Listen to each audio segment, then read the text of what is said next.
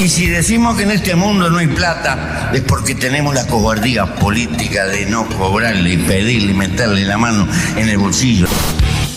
Há uma democracia meramente política que desconhece a igualdade social.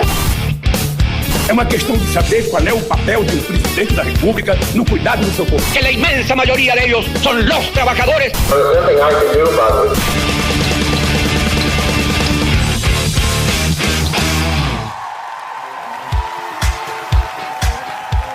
Olá, chicas e chicos, tudo bem? Está começando mais um episódio caliente de los Estados Unidos do Brasil, o podcast onde a gente prova que a política tem que ser acompanhada de besterol, para a gente conseguir digerir as bigornas que os nossos excelentíssimos, ou seriam excrementíssimos, tentam nos enfiar a goela abaixo todo santo dia. Todo dia ela faz tudo sempre igual. Esse aqui é o episódio 4 da quarta temporada do EDB. Junto comigo, nessa complicada tarefa digestiva, ninguém melhor do que o melhor analista político do condomínio. Melhor advogado da família, que é de médicos. Melhor pesquisador acadêmico da academia de ginástica que ele frequenta.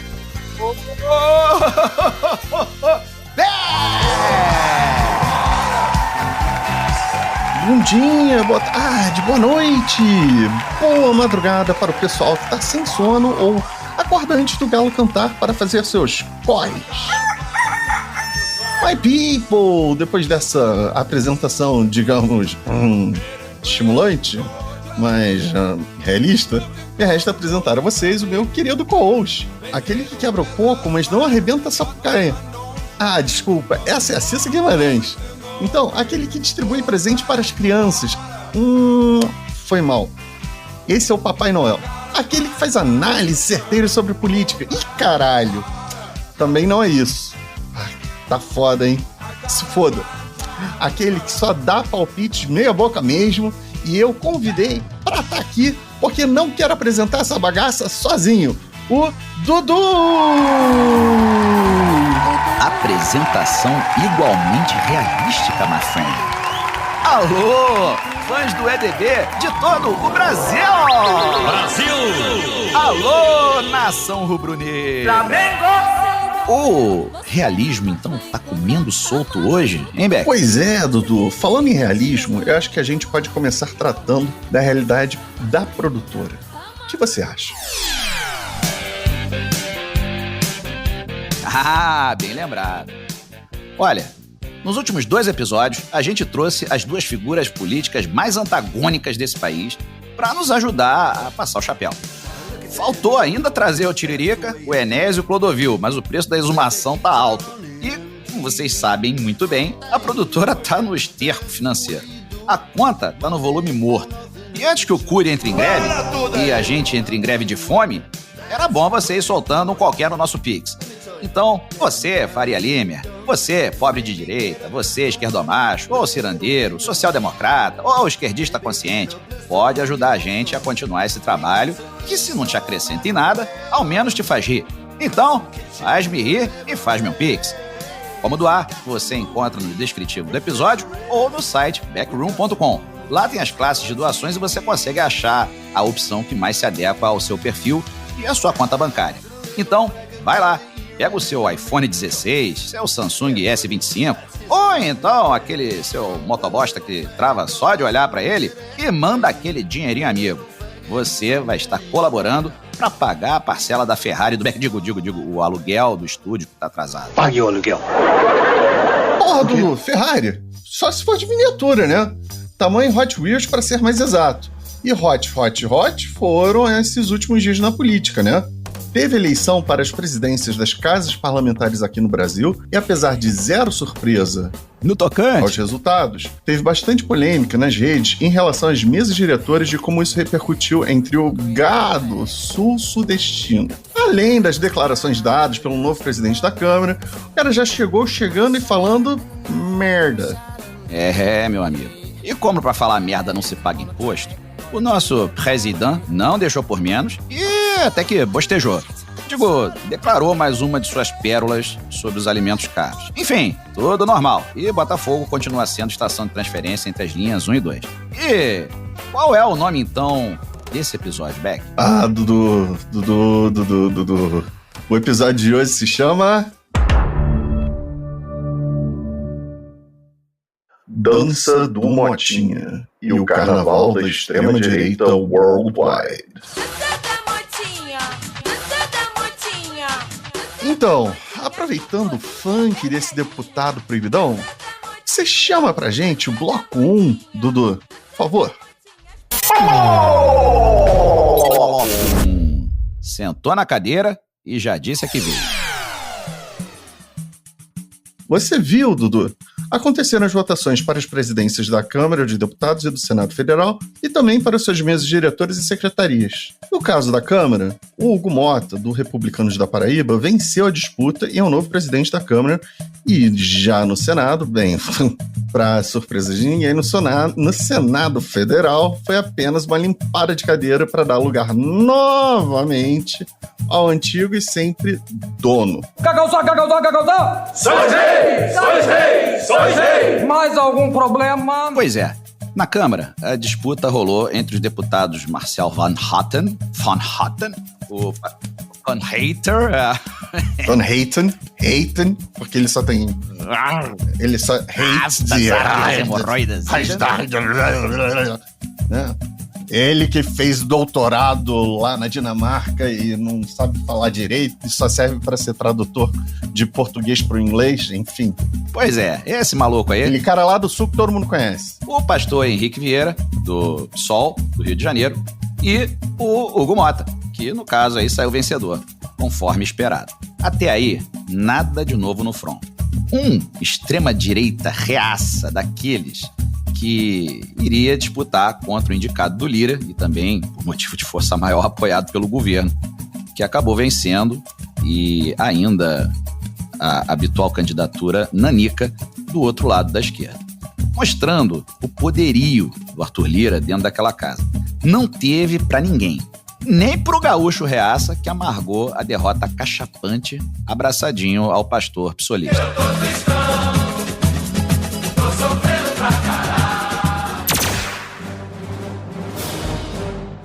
O Davi Alcolumbre, do União Brasil do Amapá, foi reconduzido à presidência do Senado após uma temporada mandando em tudo pelos bastidores. Uma iminência parda, quase como o imperador Palpatine de Guerra nas Estrelas, que por sinal dissolveu o Congresso Galáctico e centralizou todos os poderes em si. Lembra alguma coisa, Dudu? Pois é, fazendo um pequeno gancho de direita no estômago. Com essa coincidência, dá até um calafrio mesmo, no estômago, no intestino, arrepia a pele, quando eu me lembro que durante a sua primeira estadia lá na presidência oficial do Senado, chegou a falar sobre a possibilidade de admissão de um possível impeachment do ministro Alexandre de Moraes, o nosso conhecido Xandão. O que me traz alguma esperança é que ele declarou isso num outro contexto. E hoje o Senado, e até mesmo ele, estão bastante, e aí eu vou colocar entre aspas de verdade, alinhados com o atual governo e também, de novo, alinhados entre aspas, muito entre aspas, e parênteses e asteriscos, com o Estado Democrático de Direito. Dizem, né?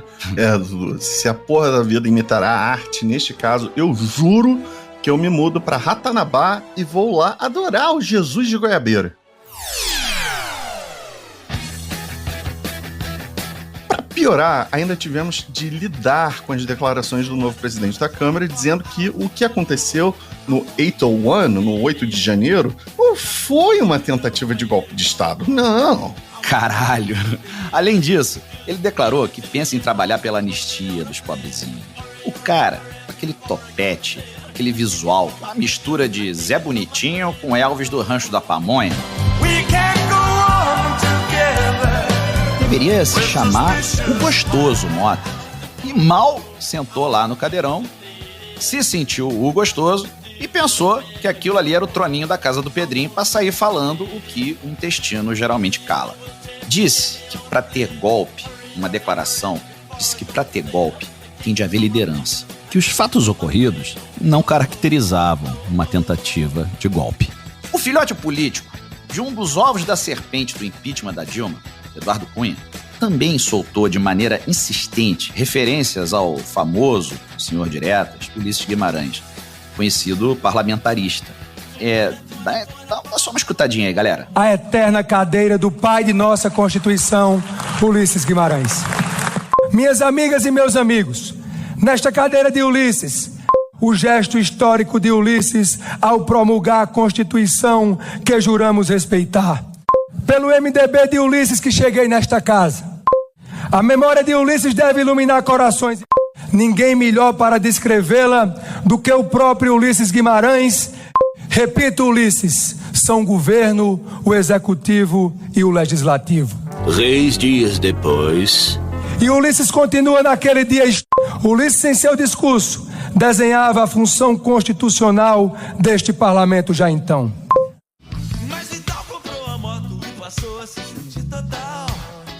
Cara, e Eduardo Cunha e Motinha, quem é que fica na garupa de quem? Porque eles são amiguíssimos, miguxos há tanto tempo. Eu tô falando 20, 30 anos. Coisa de maluco, hein? Que conchavo todo é esse? Mas, sério mesmo, o doutor Ulisses deve estar se revirando na fossa abissal. Entendedores entenderão. O cara usando a posição que ele ocupou em momentos cruciais da nossa história para citá-lo, a fim de trazer ainda mais à tona uma mudança de regimes e depois dando declarações que, no mínimo, profanam contra a própria democracia. Vai puxar o pé dele, hein? Tomara. E ainda tem isso, né, Beck? A moda agora é levantar esse assunto, essa porra desse assunto de semipresidencialismo, de parlamentarismo, para poderem dar ainda mais legitimidade, autonomia, enfim, para poder dar total robustez a tudo quanto é ato do Poder Legislativo. E a coisa ainda deve ficar mais feia nos próximos capítulos. Porque isso tudo, somado à ignorância política de boa parte da nossa população, pode ser uma mistura explosiva. Eu vi diversas postagens nas redes sociais esses dias reclamando que as secretarias foram todas ocupadas por parlamentares do Norte e do Nordeste e que não tinha nenhum do Sudeste. O argumento deles é que o Sudeste é responsável pela maior fatia do PIB e que deveria estar ali representado nas secretarias. Cara, esse gado sudestino é tão raso que ele sequer considera a possibilidade dos secretários basicamente atuarem dentro das questões regimentais das casas, na verdade, e não necessariamente no poder decisório do Congresso. Eu fico imaginando alguém tentando explicar para eles que, ainda assim, é o mais justo, ou seria o mais justo, visto que quanto mais uma parcela da população é carente, mais ela precisa de representatividade política. Aí é que morre todo mundo de febre aftosa mesmo, né, Beck? Pois é, mas teve uma declaração bem polêmica aí, né, Dudu? Teve sim, Beck. Mas como essa explicação tá inserida num outro cenário, vamos falar isso no bloco 2? Pô, bora! Então, chama o tio pra gente aí, mano. Bloco 2. Trumpetaço do Trump. Episódio 1. A ameaça fantasma.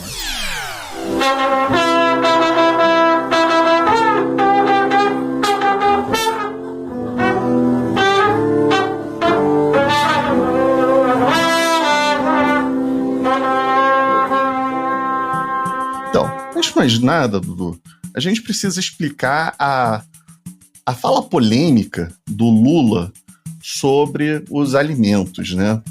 O que o Lula disse?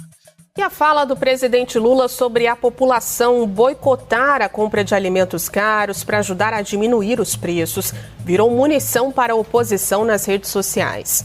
O deputado Nicolas Ferreira, do PL, voltou a viralizar com um vídeo negativo sobre o governo. Dessa vez, o parlamentar ironizou a fala de Lula e listou diversas situações em que a solução seria deixar de consumir o que está caro, dizendo, por exemplo, que se a água está cara é só não tomar banho. A publicação já tem mais de 54 milhões de visualizações. Já o senador Flávio Bolsonaro, do PL, filho do ex-presidente, compartilhou um trecho da fala de Lula e ironizou, perguntando se alguém poderia fazer uma nova pesquisa após o vídeo, em referência aos levantamentos que indicam uma queda na popularidade e na intenção de voto no presidente em 2026. E o senador Ciro Nogueira, que é presidente do Progressistas, o PP, e também opositor ao governo federal, compartilhou a fala de Lula e criticou o pedido do presidente, dizendo que outras medidas, como cortar gastos dos ministérios e gerir melhor a economia, não estão sendo tomadas. O Lula deu aquela fala justamente num contexto em que o Brasil, sob uma perspectiva patriota, sobre uma perspectiva de proteger o Estado soberano brasileiro, de darmos o boicote, termos uma cultura de boicotar quem está pressionando a gente, que no caso é o Trump, que acabou de sentar na cadeira da presidência nos Estados Unidos. O que o Trump está fazendo? O Trump, ele agora veio com um trumpetaço de tarifaço. Mas antes de falar sobre isso, em comparação ao que o Lula falou e foi retirado totalmente de contexto, servindo de munição para a extrema-direita, como a reportagem da CNN que vocês acabaram de ouvir disse, eu acho importante a gente pensar, mas e o Bolsonaro? O que o Bolsonaro falaria? Falaria não, falou. Se aí, aqui estão alguns trechos, porque recordar é viver. Dá o play, Cury, nas 7 falas que nós separamos. Clama, né? O salário mínimo está baixo, reconheço que está baixo, mas a gente não tem como aumentar. Então a carne cada vez mais se transforma num produto de luxo para o mundo todo. É uma realidade. Damos o imposto de jet ski. Você pode falar aí, jet ski? Pô, tu já andou de jet ski? Responde aí. Não. O dia que tu andar, tu vai se apaixonar. Produtos mais baratos, como o ovo, por exemplo, está R$9 o quilo. E com R$20 por dia, eu sei que não é muita coisa, mas dá para você comprar, por exemplo, 2 quilos de frango no supermercado. E o valor do salário mínimo fosse mantido. Então, ele passa, via medida provisória, de R$ 1.039 para R$ 1.045. Ser um boca aberta aí, a culpa é do governo. Cadê meu emprego? Você tem que correr atrás. Pois a extrema-direita está explorando isso. A gente aqui está recordando o pessoal das falas do Bolsonaro. Mas o problema é que o estrago, amigo, já foi feito. Tá aí o Lula sendo colocado como uma Maria Antonieta, né? Daqui a pouco o pessoal vai querer abrir um abaixo-assinado virtual pela punição com a guilhotina para ele. E aí vem o grande problema, né, um dos grandes problemas da comunicação desse governo. Diante de tanto aproveitamento maldoso das falas, dos atos desse governo, eu entendo, pelo menos na minha opinião pessoal, que deveria haver um cuidado enorme com as falas dos principais personagens, dos principais atores da cena política, principalmente da situação nesse país. E principalmente, com as falas do Lula. Claro, se a gente pegar um histórico do Lula, ele nunca teve muito cuidado. Ele fez muita coisa boa, sim, nos 2 governos anteriores, tem tentado fazer coisas boas e efetivamente até tem conseguido algumas coisas boas nesse 3º mandato dele. Mas, amigo, por favor, toma mais cuidado com o que você fala, companheiro. Porque isso dá muita munição e a gente está aí há 2 anos das eleições. Fora que existe um cenário parlamentar que não é nada favorável. E essa falta de cuidado, essa falta de cautela com o que se fala, com os recortes que podem ser feitos, ela poderia até existir desde que no governo atual houvesse uma política muito boa de comunicação, que já está mais do que provado que não há. Concorda comigo, Beck?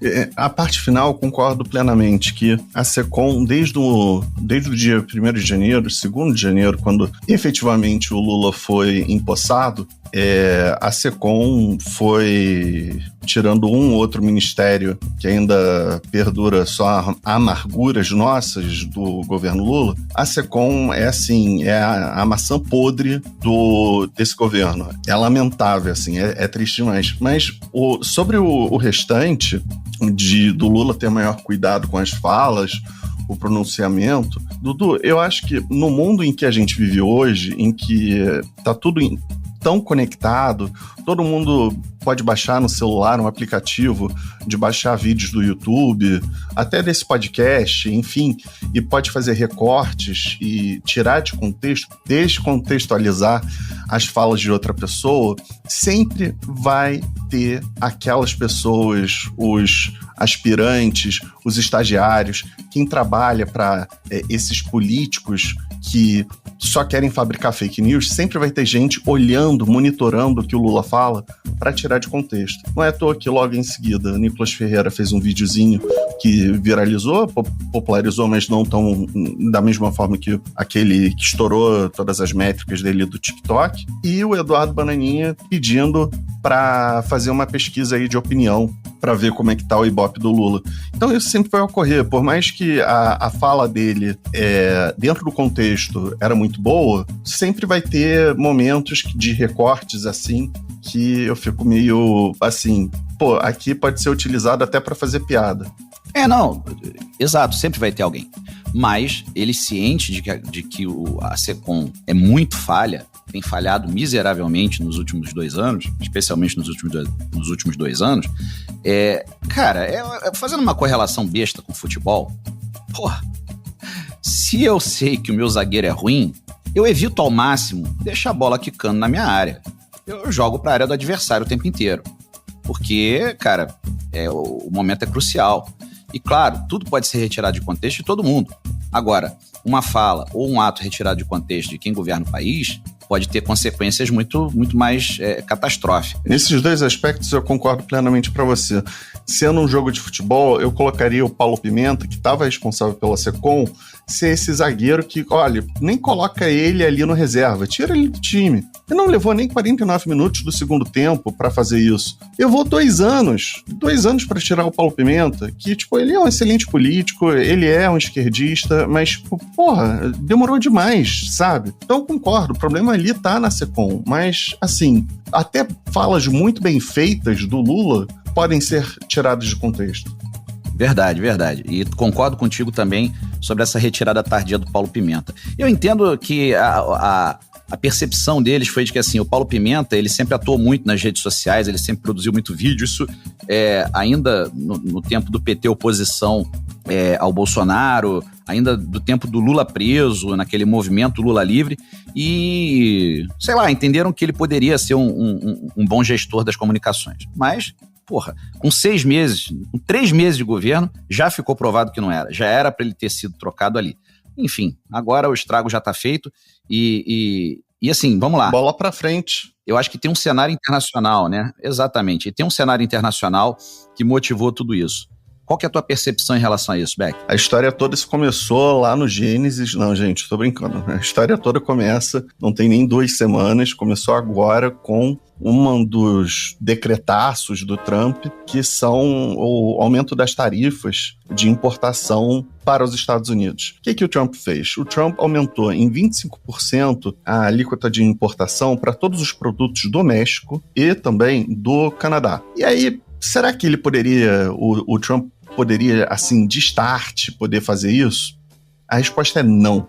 Não, porque já existia um acordo que substituiu o antigo NAFTA. Quem é mais antigo vai lembrar que é o Acordo Livre de Comércio da América do Norte, e que atualmente se chama o USMCA, United States Mexico-Canada Agreement, ou em português, Acordo Estados Unidos, México e Canadá, que foi assinado em 2018 e entrou em vigor em 2020, com o objetivo justamente de atualizar e modernizar o antigo NAFTA. E por esse acordo, como o próprio nome já diz, livre comércio, não pode ter medidas protecionistas de proteger seu próprio estado contra quem está ali naquele livre mercado. Bem, o Trump botou agora tentou botar, ele decretou mesmo, assinou decreto presidencial contra o México e contra o Canadá.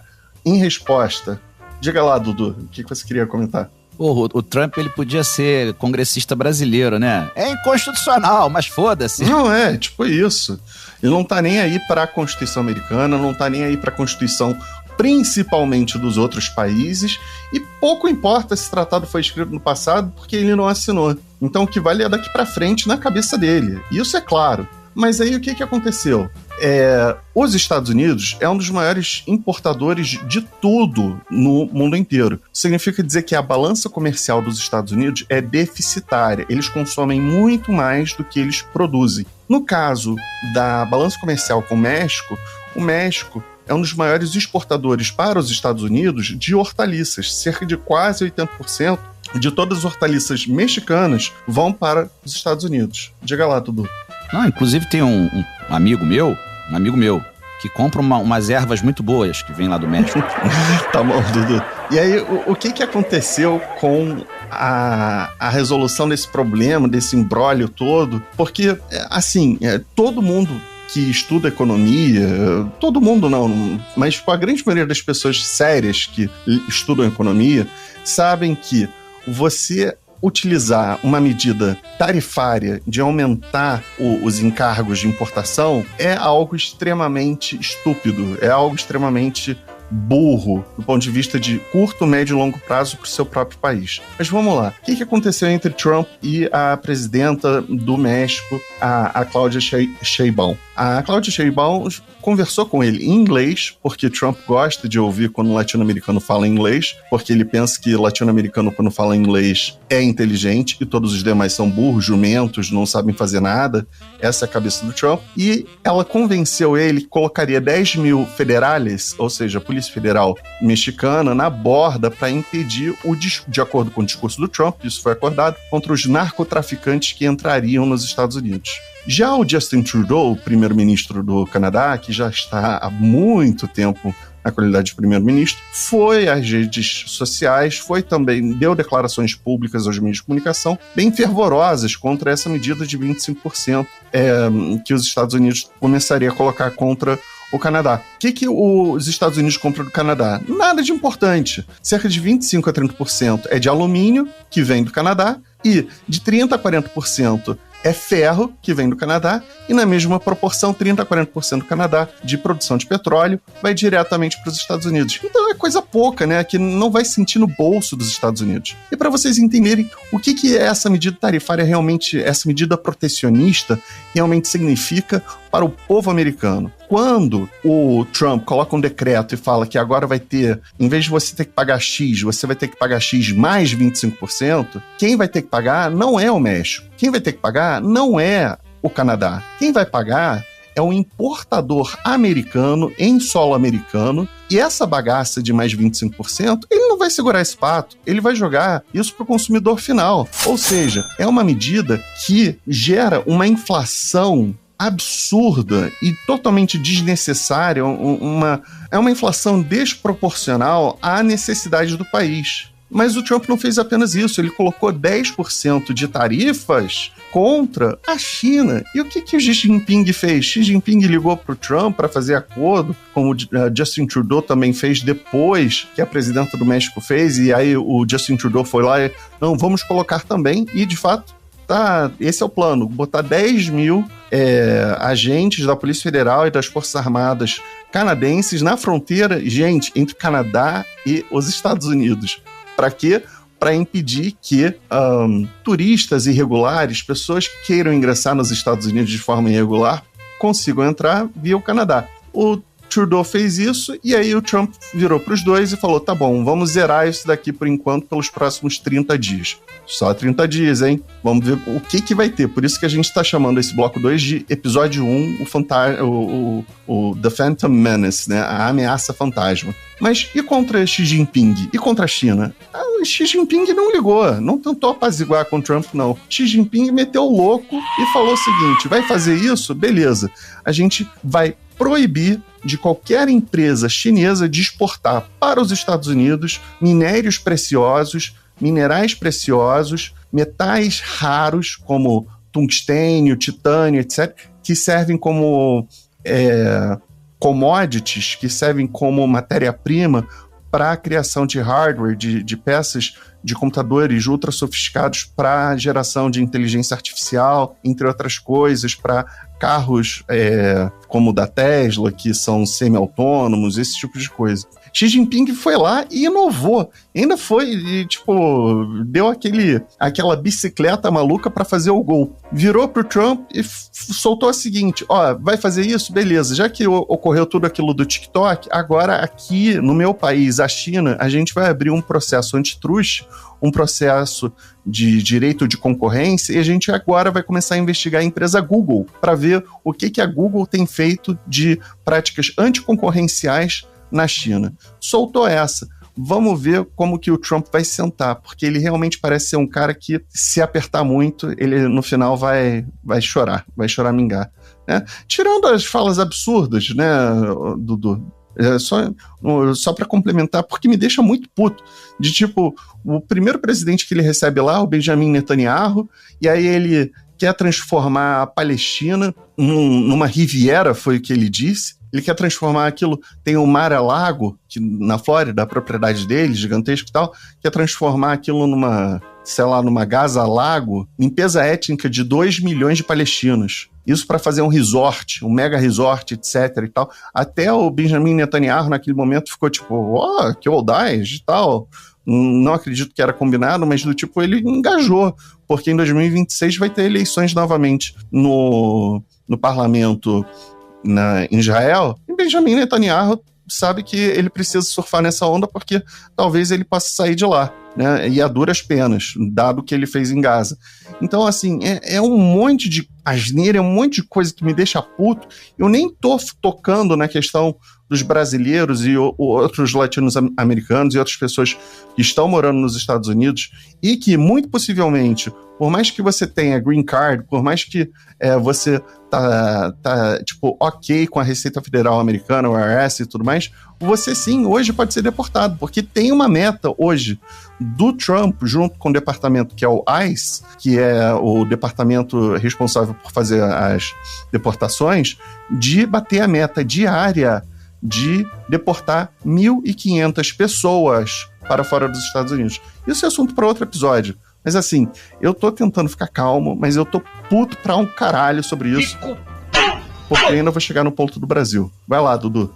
Fica calminho, porque é isso que eu ia te perguntar. Fica calminho, toma o Rivotril, porque é o seguinte, vamos lá. O Trudeau e a americana mijaram pra trás. Ligaram pro Trump, resolveram a parada ali.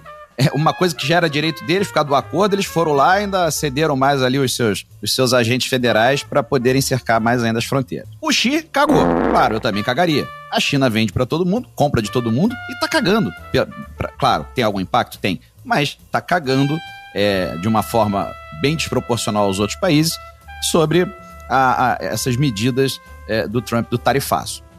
E aí ela ainda tem como retaliar e possivelmente quem vai mijar pra trás é o Trump, lá na frente. Se eu tivesse que fazer uma aposta, eu faria nisso. Mas e o Brasil? O Brasil, além da fala do Lula, pedindo para as pessoas boicotarem os produtos americanos, que estão sobretaxados e que estão mais caros por isso, para além disso, o que o Brasil fez e até onde todas essas medidas podem nos impactar? Então, o Brasil, todo mundo já sabe muito bem, ele faz parte dos BRICS, né? Que além do Brasil é um bloco econômico, acima de tudo, que inclui, além do Brasil, inclui a Rússia, inclui a Índia, inclui a China, inclui a África do Sul. Telecurso 2000. O presidente Trump, ele jogou a ameaça, não decretaço, mas ameaçou que caso os BRICS realmente mantenham o plano de substituir o dólar enquanto moeda global, que ele irá tarifar todos os países dos BRICS em 100% de tudo. E aí, como é que fica o Brasil? Antes de falar do Brasil, a gente só precisa pontuar os outros países do BRICS.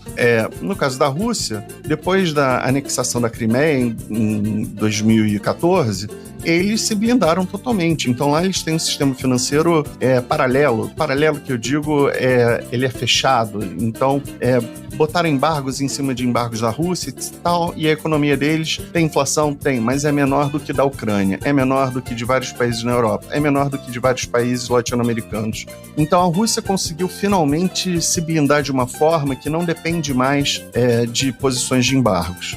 algo que, por exemplo, Cuba nunca conseguiu, ao longo do século XX, efetivar. Já no caso da China, a China é um dos maiores players, se não o maior player de economia global. E quando eu falo global, é global literalmente, com todo mundo, com todos os continentes. Desde a Ásia, passando pela África, Europa, a América Latina e também com os Estados Unidos e também com a América do Norte. Então, o ponto que fica aqui é o seguinte: a China pode peitar, e aí a gente não está chegando ao ponto de falar com um chapéu de alumínio e ficar pensando em armas nucleares, disso levar para alguma besteira como essa, mas a gente está falando de uma possível guerra fria do ponto de vista econômico. A China consegue peitar. E aí, eu não vou entrar no caso da África do Sul e da Índia, porque não são tão relevantes aqui para o caso, mas sobre o Brasil, infelizmente, ele tem uma balança deficitária, ou seja, o Brasil importa muito mais dos Estados Unidos do que efetivamente exporta para os Estados Unidos. Não se enganem, calma lá, o Brasil exporta muito para os Estados Unidos. Exporta carne, exporta soja, exporta muita coisa. Mas o Brasil importa muito mais. E o que o Brasil importa muito mais não é a título de números, de quantidade, é a título de valor agregado ao que chega aqui no Brasil. O Brasil, em vez de exportar para os Estados Unidos computadores, em vez de exportar para os Estados Unidos peças de hardware para inteligência artificial, ou câmeras, ou microfones, ou qualquer coisa que tenha enorme valor agregado, não, a gente exporta matéria-prima, primária, aquela mais básica de todas, como eu mencionei aqui, arroz, soja, carne, etc. E o que a gente importa computadores, a gente importa tudo tecnológico dos Estados Unidos.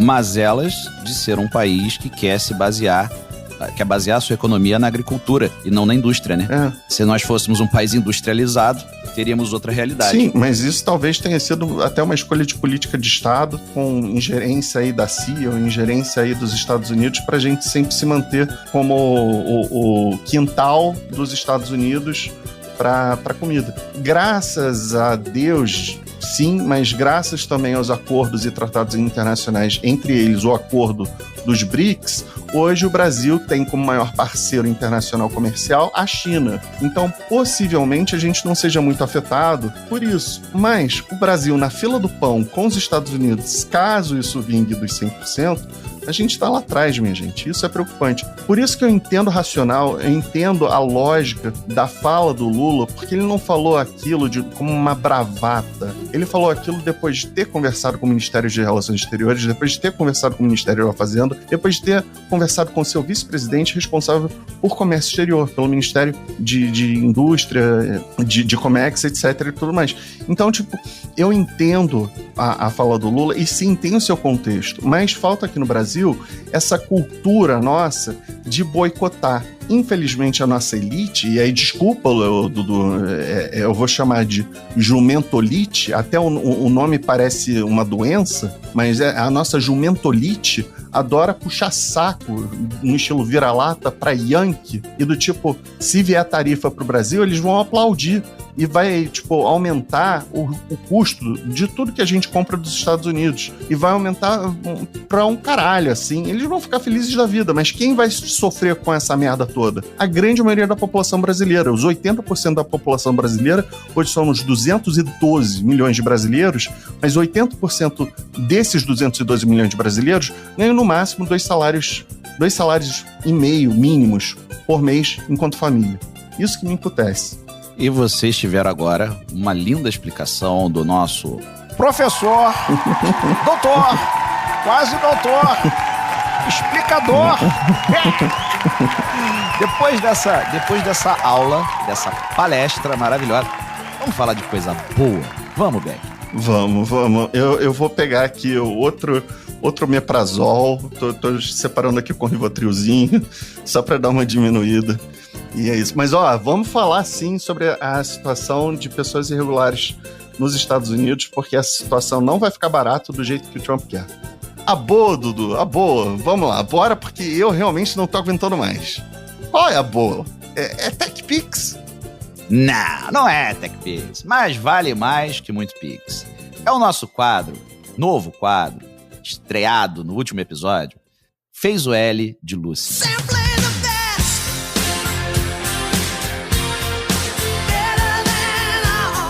Senhoras e senhores, está no ar, fez o L de Lúcido. Aquele momento especial que damos os parabéns por uma fala didática, pode ser uma fala bem argumentada, e neste segundo episódio temos quem? Hoje temos alguém que não nos surpreende em nada, em absolutamente nada com essa fala. No episódio anterior foi uma fala surpreendente, eu confesso, acho que você também. Uhum. Certamente. foi o impressionante com C. Mas hoje é um cara que não nos surpreende em nada, felizmente. Porque lucidez é uma das suas características mais marcantes e recorrentes. Com tanta coisa que aconteceu no Congresso esses dias, eu acho que essa fala traz bastante luz para essa preocupação. Com vocês, ninguém menos do que João Pedro Stedley. Solta essa aí pra gente, Cury. Eu acho que o Congresso não é o reflexo de que a sociedade brasileira está mais direitista. Eu não concordo com essa tese. Eu acho que a população brasileira, em especial os trabalhadores e mais pobres, não acreditam mais nos políticos e no Congresso. E por isso se abstêm de votar. Então a situação no Congresso atual é muito mais resultado de uma crise da falsa democracia burguesa, não? Do que simplesmente a sociedade mais conservadora. Por isso que eu não gosto de usar centrão ou partidos. Os partidos e o centrão são efêmeros. Aqui nós temos que entender como é que a burguesia como classe se comporta. E a burguesia controla nesse país os poderes institucionais do poder judiciário, controla o Congresso e controla a mídia burguesa. Então, o poder não é do centrão, o poder é da burguesia, que aciona os seus deputados a seu bel prazer. Então, eu acho que a avaliação que os movimentos populares fazem e os partidos de esquerda é que, de fato, o nosso dilema e a nossa desafio é como nós devemos fazer pressão nas ruas. O nosso parlamento é a calçada, é a rua. E é aí que está o nosso problema. Porque nós, diante da crise que está instalada e das derrotas políticas que nós sofremos nos últimos 8 anos, há uma letargia dos movimentos populares, da classe trabalhadora, e nós estamos ausentes da luta política em geral. Ou seja, a classe trabalhadora deixou de ser um ator importante na disputa política que nós tivemos em outros tempos. Então, caros ouvintes, vocês ouviram que o Stedley deu, e assim, a gente precisa pensar no seguinte, que uma coisa é uma coisa, outra coisa é outra coisa. A aparência que a gente vê e a gente já escuta algumas vezes é que o Congresso Nacional ele é espelho da sociedade civil organizada. Por que se fala isso? Porque quem vota justamente nos políticos que estão lá é a sociedade civil brasileira. Então, se a sociedade civil brasileira está mais conservadora, por ocasião, lógico, como reflexo disso, o Congresso Nacional será mais conservador. O que o Stedley está tentando mostrar é sobre uma perspectiva quase de filosofia do direito ou filosofia da ciência política, é que, na verdade, essa questão de falar que o PL é extrema-direita e que o Centrão são aqueles neoliberais, ele não falou isso, mas são neoliberais de merda que se vendem a qualquer um, etc. e tudo mais, são efêmeros, ou seja, são farinha do mesmo trigo.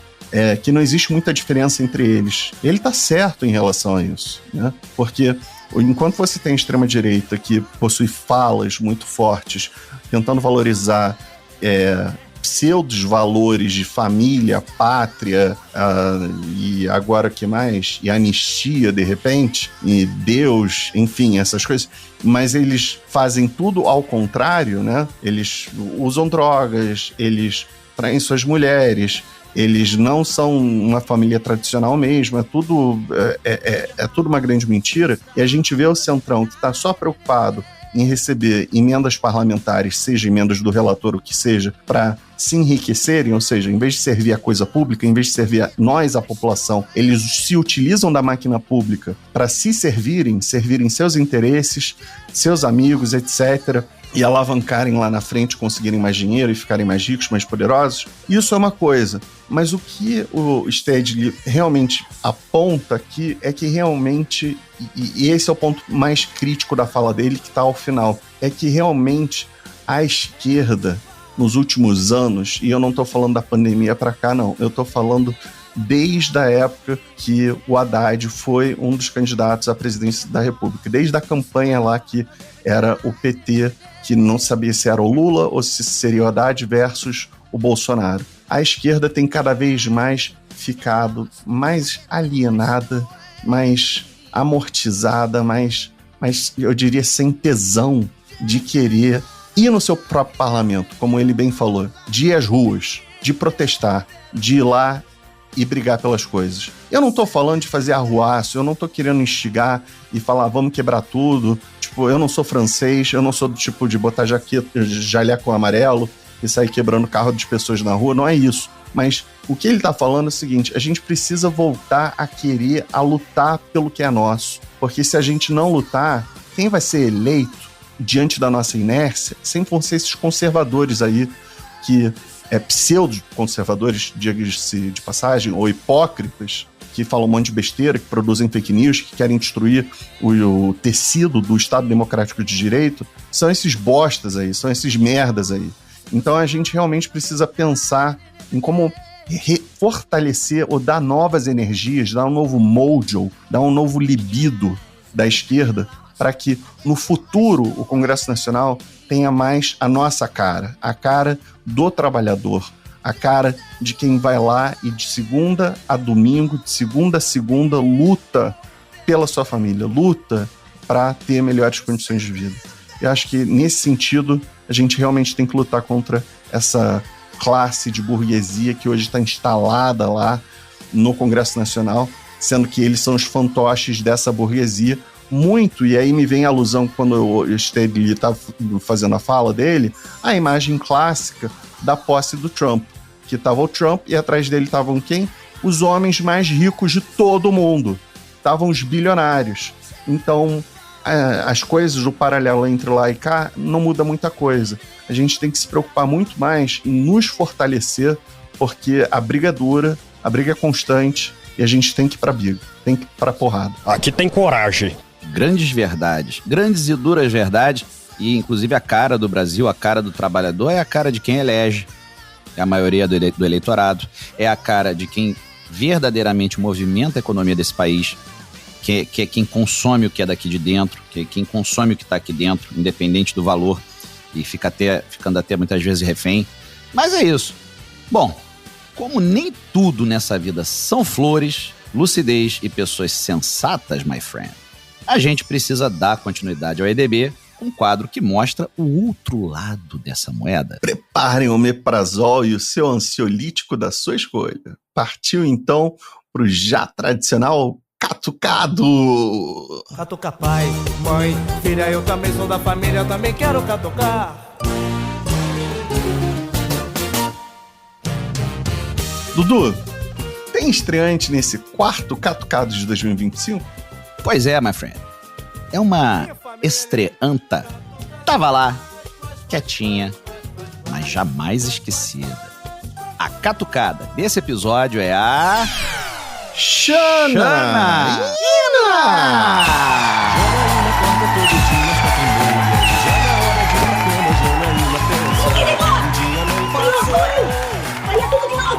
Você se arrepende de, com a sua iniciativa do impeachment, ter ajudado a deflagrar esse período recente da história do Brasil, que o presidente da República, seus generais e seus ministros passaram 4 anos tentando um golpe de Estado contra as instituições democráticas do país? Você se arrepende? Essa é a minha segunda pergunta. Sua abordagem foi vergonhosa! Seu desequilíbrio é vergonhoso. Eu vou responder! Pergunta se eu me arrependo! Dobra sua língua para falar comigo! Dobra! Que é isso? A senhora está mostrando aí a tese de Oliveira Viana, que a direita brasileira... O que é isso? Sempre estou com vergonha! O senhor me respeite! Deputada, eu gostaria de... Professora de Direito Constitucional? O que é isso? Eu queria pedir a palavra aqui para dizer que a gente respeita a senhora imensamente. Eu dialogo com um homem que trata uma mulher como um inquisidor. Olha, deputado, eu queria dizer que o Maurício Randes, ele é uma das pessoas mais gentis aqui na participação do My News. Não foi comigo. Estou terminando. Dizer que só a direita compactua com ditadura. Agora, a esquerda é, por princípio, autoritária. Não existe regime real esquerdista que não seja totalitarista. É bem assim, meus amigos. A forma como se comporta uma personagem que, para fugir de uma pergunta simples, subverte até a própria noção de respeito. Essa criatura aí, que junto com Miguel Reale Júnior e Hélio Bicudo, não podemos esquecer, assinou o pedido de impeachment de uma presidenta eleita democraticamente, ajudando assim a abrir a tampa do esgoto que nos desgovernou de 2019 a 2022. Ela deveria somente responder a uma pergunta simples, dicotomia pura, sim ou não. Mas resolveu dar esse chilique para não precisar responder. Eu só me pergunto se o Verminoso tivesse sido reeleito e ela não estivesse no esquecimento político e ainda alinhada com ele, se não daria mais uma resposta bem assim: não me arrependo e faria de novo. Ou então: o presidente Bolsonaro pode não estar acertando em tudo, mas está fazendo o seu melhor para garantir o melhor para o país. Coisas desse tipo. Você, Xana, Nina, é corresponsável por essa escrotidão política que assombra a gente até hoje. E por isso você, entre outras pessoas, mas você também merece todas as catucadas possíveis. Merece sentar em qualquer trono de esterco e chafurdar. Você, junto com Cunha, Miguelzinho e Elinho, como se refere até hoje Fernando Henrique, além de boa parte do jornalismo globalista, poderiam levar aquela rajada de repolho podre em praça pública, que ainda seria pouco. Agora, volta lá pro teu ostracismo e até o próximo piti. Becky, bora mudar essa porra dessa energia e falar de coisas que realmente nos acrescentam, meu? Passando sal grosso e partiu para dicas culturais. Bem, meu povo, vamos lá. Minha dica cultural de hoje, estamos, em época de carnaval. Então que curtam aí os bloquinhos de rua, seja se você está morando no Rio de Janeiro, ou então os bloquinhos de rua em São Paulo, ou então naquelas festinhas que perturbam toda a vizinhança no meio da madrugada. Bem, tudo ao bom som do samba enredo do King Size do Rio de Janeiro. Vamos ouvir um pouquinho. Alô, Estação Segunda das Vagas! A hora é essa! 285! O quê? A corte portuguesa deu aos King Size Rio Brasão. Chegando ao Rio de Janeiro. Imigrou, colonizou, que lindo! Muitas terras do Brasil. Hoje mais novo, Alexandre Santos Lima. O quê? Senhor das terras do Rio, máfia chinesa se cantou. Ai, sua existência escalou pra estrupar a mãe de sua filha. Sua ação constante na sua vida. Dentro de muito e pouco tempo. O quê? Kézia Castro Lima, sua herdeira, assumirá o seu lugar. Os King Size, três maiores do planeta. As vacas têm muito a melhorar. Menino, depois da Jumoquete, reabrir. E aí, Dudu, depois dessa dica do King Size do Rio de Janeiro em samba enredo, né, pro povo rir um pouco e aproveitar, né, que meme fantástico. Mas qual é a sua dica cultural?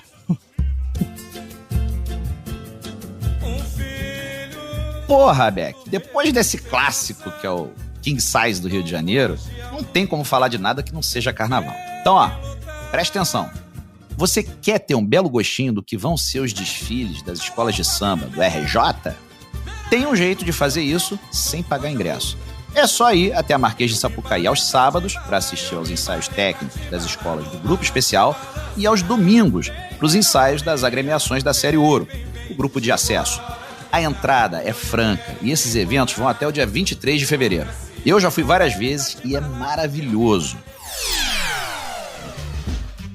Entre em contato direto com a gente pelo EDB na Escuta. Se você quiser mandar aquele comentário ácido, a crítica construtiva ou destrutiva, a gente vai ficar puto na hora e te responder trabalhado no ódio. Ou aquele meme que vai nos fazer mijar de rir, o caminho é fácil. Manda uma mensaginha para 21 97206 7707 que a gente te adiciona no grupo. Boa, Dudu! E com isso nós vamos nos despedindo dizendo, por favor, apoie o Estados Unidos do Brasil. A gente precisa muito do seu apoio, da sua vontade, da sua gana. Não necessariamente a grana, porque a gente sabe que no momento atual, uma doação para uma produtora independente pode ser pior que sofrer um tarifaço do trompetaço pelos próximos 4 anos. Se não for possível doar uma graninha, a gente entende. Entende é porra nenhuma, doa logo um porrão de dinheiro, caralho.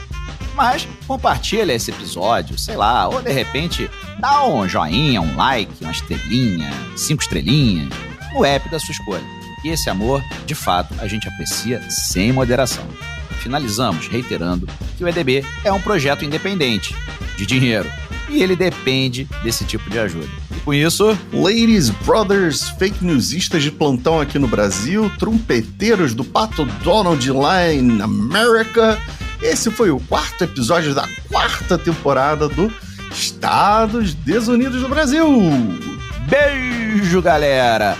Aproveita que agora você já sabe que o Lula não vai pra guilhotina e comecem aí a boicotar a porra dos produtos sobretaxados do Ziante. Então, partiu, Som? Partiu! Fui! Porque es la naturaleza del imperialismo que bestializa a los hombres. No manera de verdadeira democracia social e econômica.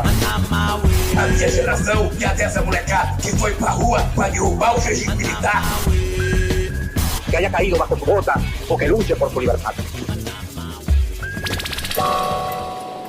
Neste episódio tivemos áudios e inserções de Rage Against the Machine, Killing in the Name of, Banda Calypso, Dudu, Bachman Turner Overdrive, Hold Back the Water, Chico Buarque, Cotidiano, Dire Straits, Money for Nothing, George Baker, Little Green Bag, Star Wars, The Imperial March, Paralamas do Sucesso, Vital e Sua Moto, Ramones, I Wanna Be Sedated, Miles Davis, So What, Tina Turner, Simply the Best, Dudu Nobre, A Grande Família, Grey Boy, Unwind Your Mind, Estação Segunda das Barcas, King Size do Rio de Janeiro, Império Serrano, Verás que um filho teu não foge à luta.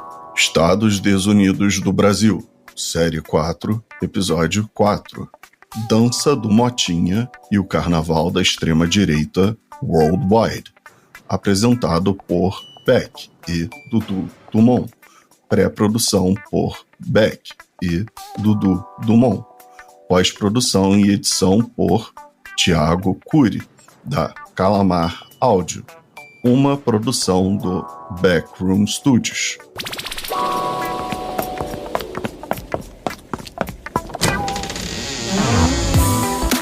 Backroom Studios.